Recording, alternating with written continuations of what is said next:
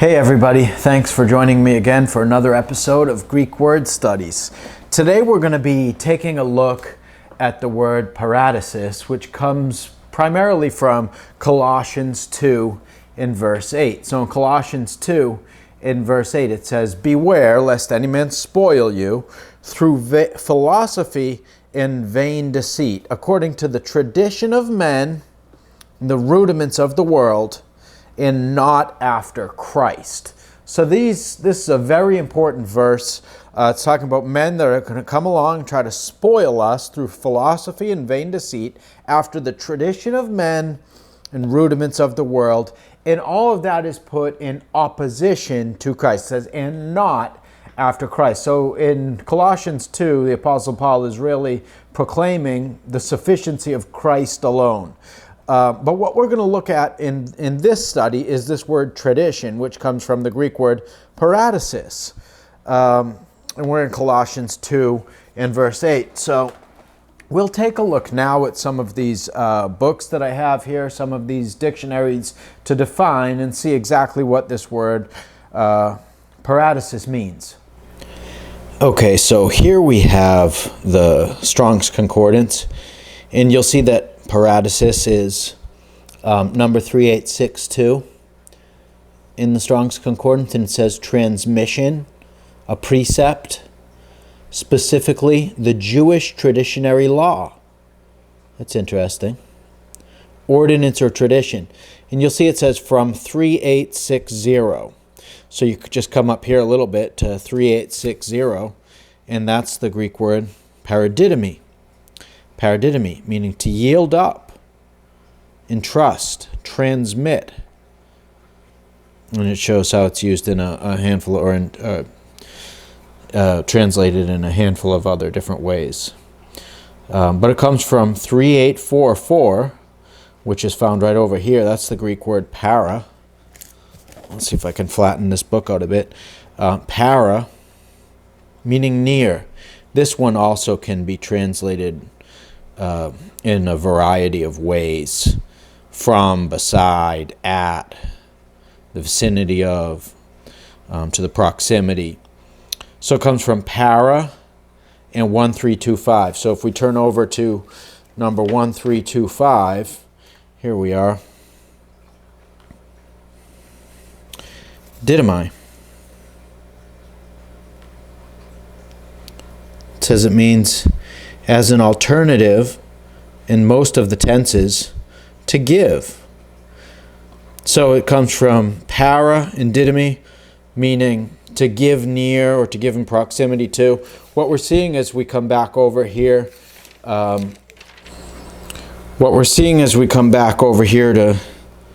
paradosis is that it means to give, to transmit, to give down, to pass down, if you will, to deliver in teaching, as we're going to see. So now as we come over here to Spiros Zodiates. So this is the Greek scholar Spiros Zodiates, the complete word study dictionary of the New Testament. This is an excellent book. So he says, paradosis, to deliver in teaching, a tradition, doctrine or injunction, delivered or communicated from one to another, whether divine or human. Gives a whole bunch of different verses in which it appears, including Galatians 1:14 and Colossians 2:8.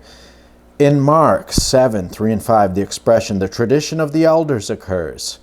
The Pharisees delivered to the people by tradition, their ancestors, many injunctions which were not written in the law of Moses. For this reason, the sect of the Sadducees rejected them, saying that what was written should be esteemed obligatory, but that which came from oral tradition need not be observed. Thus Josephus explains the expression, the tradition of the elders, or of the Pharisees. The words of the elders were considered more desirable than the words of the prophets.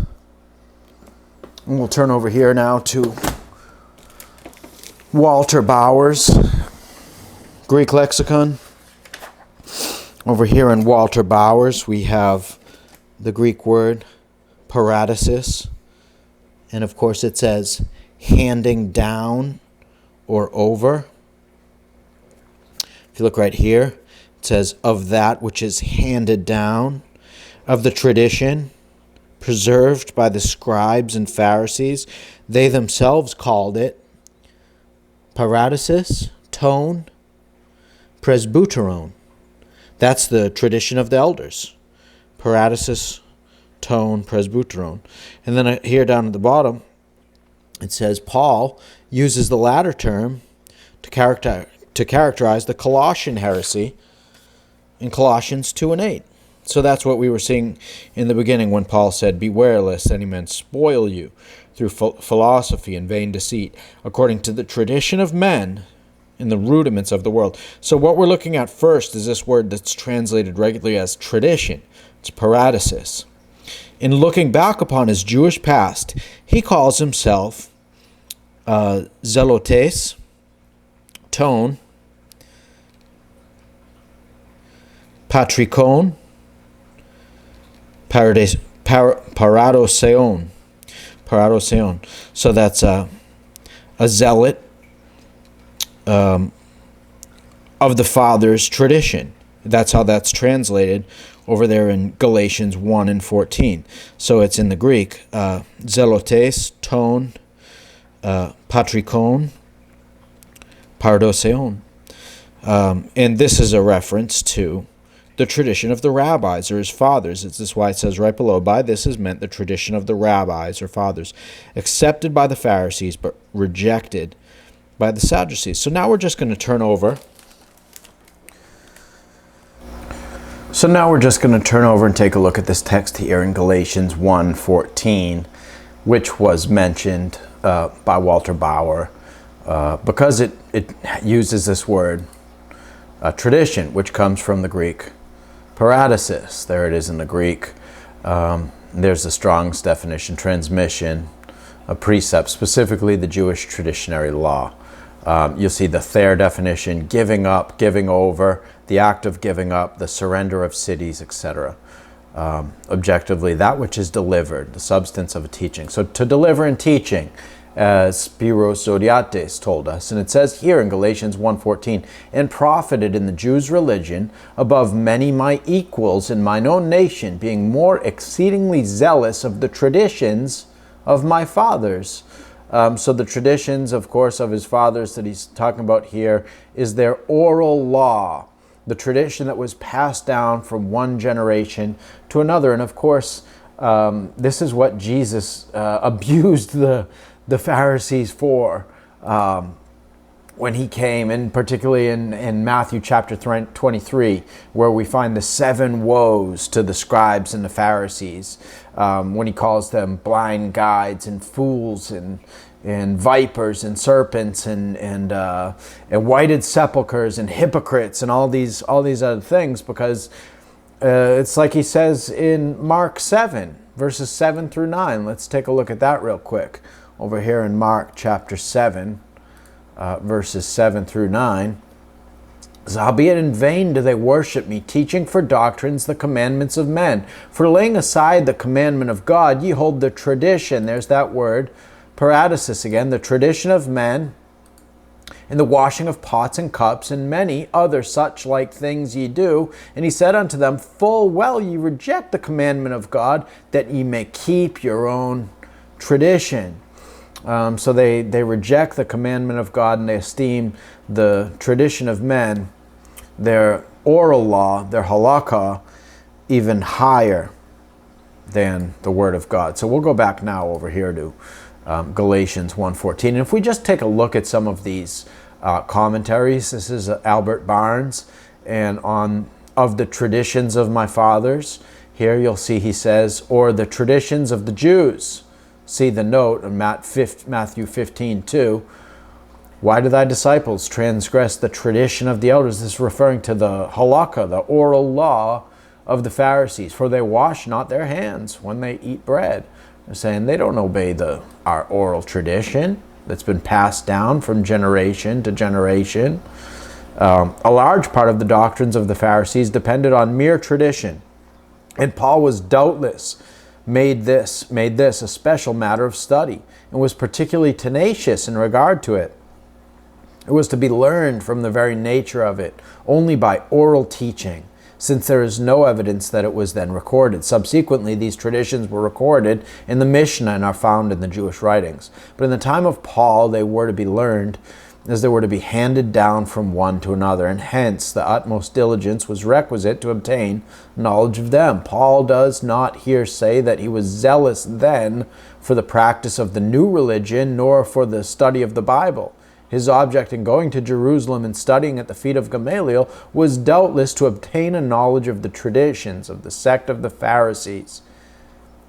Had he been studying the Bible all that time, he would have kept from the fiery zeal which he evinced in persecuting the church, and would, if he had studied it right, been saved from much of the trouble of conscience afterward. And if we turn over again to, we'll take a look at John Gill on this same note here in his commentary, being more exceedingly zealous of the traditions of my fathers. It says, he had a zeal, but not according to knowledge, and a greater degree of it than the rest of his countrymen. And that not so much for the written law delivered to his fathers as for the oral law, the traditions and customs of his ancestors, which had been handed down, as they pretended, from one to another, and were now swelled to an almost infinite bulk, and mean the tradition of the elders condemned by Christ as making void the commandments of God. Now his close attachment to and eager zeal for these traditions put him upon using more violent measures in persecuting the saints and further off from the gospel of Christ. And now, from this account of himself, it is a clear point that during this period of his life he could never have received the gospel from men, which is his view in giving it.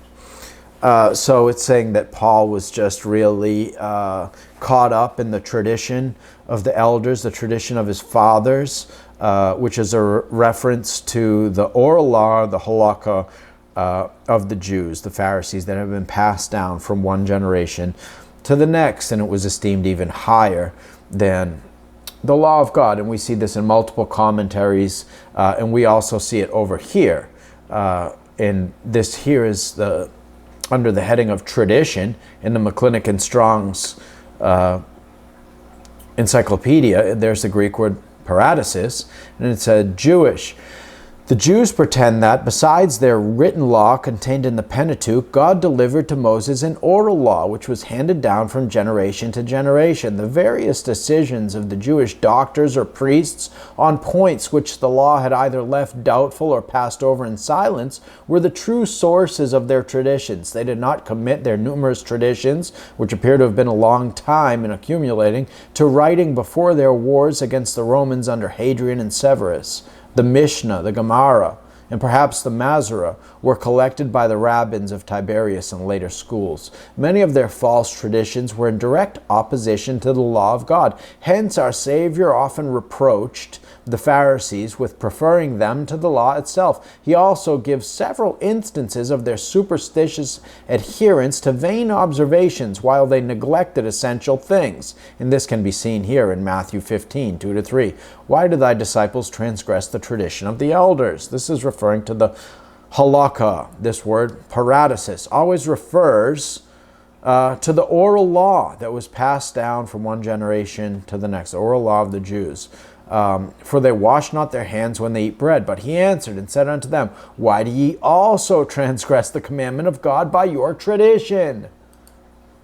Your oral tradition, your oral law. Again, in Mark 7, we've already read this starting in verse 7 here. Howbeit in vain they do worship me, teaching for doctrines the commandments of men, for laying aside. This is legalism, right? When someone just comes up with a standard that's not biblical and they push it upon people, saying you have to wear a shirt and tie to church and a suit if you want to be in ministry in this church, or women, can't wear pants, so they have to wear a dress that goes down to their ankle, and all these different things that people come up with in their churches, in their congregations, that don't come from the Bible. For laying aside the commandment of God, ye hold the tradition of men, as the washing of pots and cups, and many other such like things ye do. And he said unto them, full well, ye reject the commandment of God, that ye may keep your own tradition. So we'll come back over here. I kind of canceled out my My e-sword, let me open it back up. The only way in which we can know satisfactorily that any tradition is of divine authority is by its having a place in those writings, which are generally acknowledged to be the genuine productions of inspired men. All traditions which have not such authority are without value and tend greatly to detract and mislead the minds of men. So we can just stop there. And I think that we have proved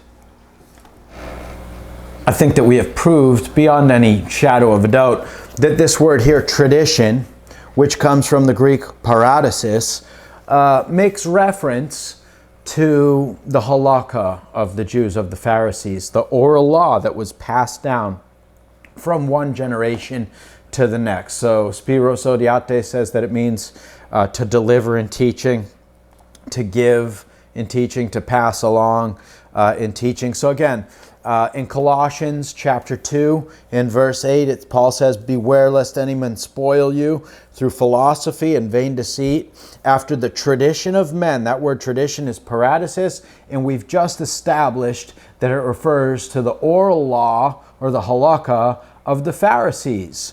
According to the tradition of men and the rudiments, after the rudiments of the world, that comes from the Greek word stoichion, and not after Christ. So Paul puts the tradition of men being the oral tradition of the Jews, and the rudiments of the world, stoichion in the Greek, that's the Greek word stoichion, in opposition to Christ. It's against Christ. Don't be spoiled when these men come preaching these things. So we're going to take a look now in the next part of this study at the Greek word stoichion. So this is kind of like a two-part Greek word study. We've just finished analyzing paradosis, which is regularly translated as tradition, and it means to deliver in teaching, and specifically, in accordance with the Strong's Concordance, it refers to the oral law of the Pharisees, the halakha.